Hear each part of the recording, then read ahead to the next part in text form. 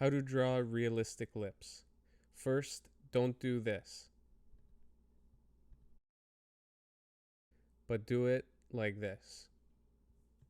And by this, I mean the whole time lapse where you will see how to do it in a proper way to get realistic lips. It would be a big help if you guys could like and subscribe and maybe turn on the notifications for the next video and next tutorial.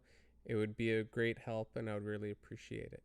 Now, how to draw these realistic lips? Well, part one or step one, I would say, is you don't need any fancy tools or anything like that. Just pencil, paper, and eraser, and you can get pretty much everything that you need.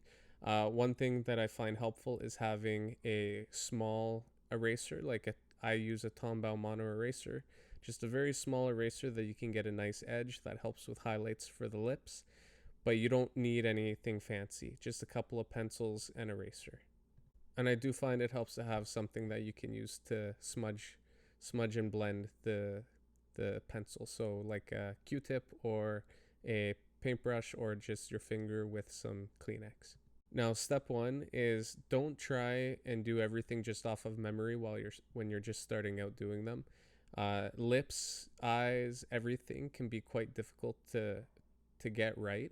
So I find it's a huge help if you use a reference photo to begin with. That's what I do still. I still use reference photos all the time. All of my realistic pictures, I use reference photos. It just makes it go a little bit easier and more accurately. And as time goes on and you've done them dozens and dozens of times, you'll be able to do it from memory. But when you're just starting out, definitely use a reference photo.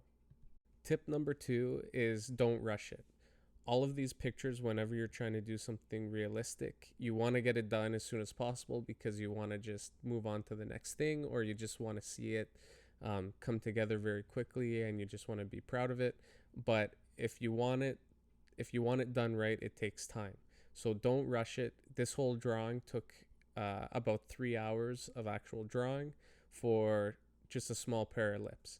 So it definitely takes time. You don't want to rush it, especially when you're just learning. Take your time and really practice on getting the details done right. Make sure the shadows are done right. Get everything done as accurately as you can.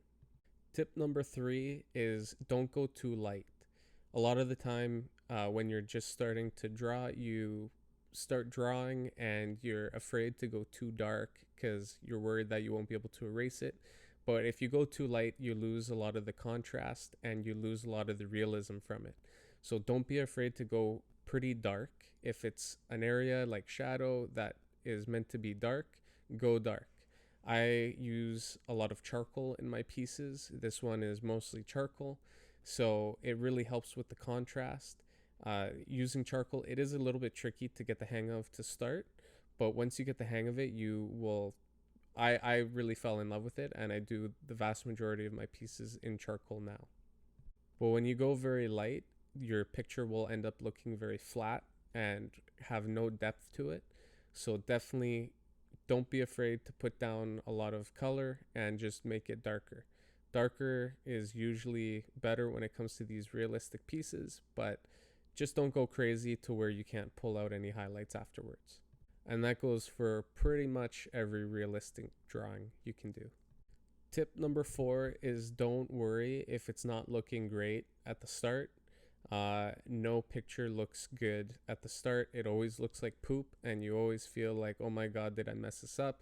How am I going to turn this around? It doesn't look good. There's no detail. Everything is blotchy and spotty. I should just restart. But you really don't want to do that. It takes time, and once you start smoothing everything out and you put a little bit more hours into it, you'll really start to see it come together and you'll be happy with the final result. Right here, I'm about 2 hours in and it looks like total doo-doo, but I'm not worried. You just have to stick with it and and it'll pull together by the end. So don't worry, just stick with it and keep going and it'll turn out.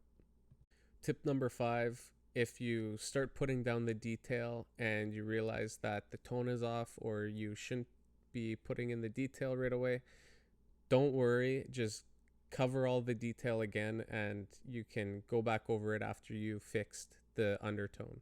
You would honestly be surprised how often that happens, where I'm drawing and I think the undertone is right before I start putting in the details with the eraser or pencil or whatever it is, and then I realize that I didn't go dark enough underneath, or I went too dark and I have to either erase or darken it. That happened with this one right here. I start putting down some of the details, and then you'll see that I have to darken everything again. So that happens. Don't worry. It's a little bit of a pain, and it takes an extra 20-30 minutes, but in the end it's worth it, and it's just practice, and it teaches you lessons of resilience and just makes you more practiced as an artist. And the final tip is make sure you have fun. I know it can be discouraging when you're starting out. You look at a lot of these other artists and their stuff is just incredible and so detailed and so realistic. And you look at your own stuff and you feel like it sucks. But that's normal. Everybody started there. Honestly, you never stop feeling that. I feel that all the time when I compare my stuff to other artists. It's just a feeling that never goes away. So you just honestly have to get used to it. If you're having fun and you enjoy the process, then you'll keep growing as an artist. Once you lose that fun, then and it no longer becomes enjoyable, you're not going to progress, and you're just going to hate doing it and you won't want to do it anymore. So do things that are fun for you, and you'll continue to grow as an artist, and it'll just make things more pleasant. I hope you all liked the tutorial, and again, it would be a great help if you could like, subscribe, comment, and turn on the notifications. It would be a great help for me. Thank you all for watching, and see you again in the next video. Thank you.